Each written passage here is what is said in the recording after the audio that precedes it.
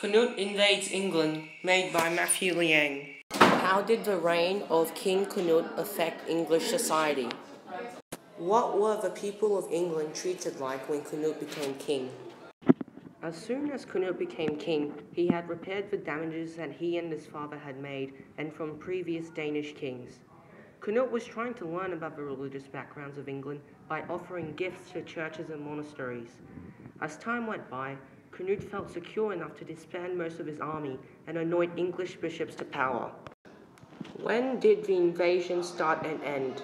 The first invasion started in 1013 when King Svein and his son Knut invaded England with a massive Danish army.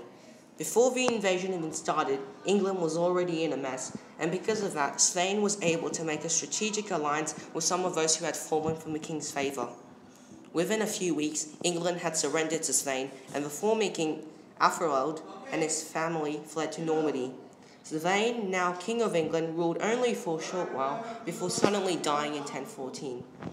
The Danes wanted Knut to succeed him, but the English nobles had other idea. They had decided to make Athelred king again, only if he rules better than he did before and forgives those who had sided with Knut. Athelred accepted.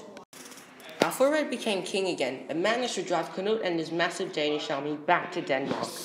But a year later, Knut comes back to England and declares war against Athelred with a desire to finish what his father had started.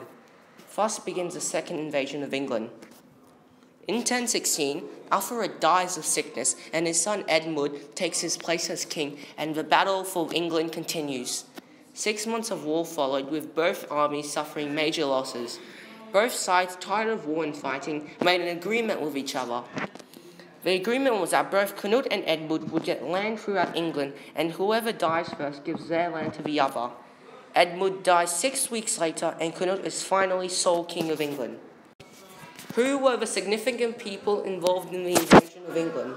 Svein. Svein was a king of Denmark and for a short while king of England. He was a great strategist who successfully invaded England. He is the father of Knut. Knut became king of Denmark and England. Knut was a very known and respected Viking. He is the son of Svein. Athelred. Athelred was the king of England before the invasion started. He was known as Athelred the Unready, as he was underprepared for the raids by the Danes. Edmund. Edmund is the son of Athelred and was king for an extremely short while. Edmund was the one who fought the last battle against Knut. Where did the invasion take place? The invasion took place around England. Mercia was the place where most of the battles were held at, and Essex was the last place that Knut and Edmund were fighting. Why did people praise Knut for overthrowing Athelred as king? Before the invasion even started, raids committed by the Danes happened regularly.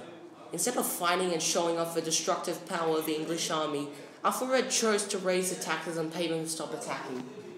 That worked for a while, but as the raids started increasing and the demand for money got more and more greater, England had gone bankrupt.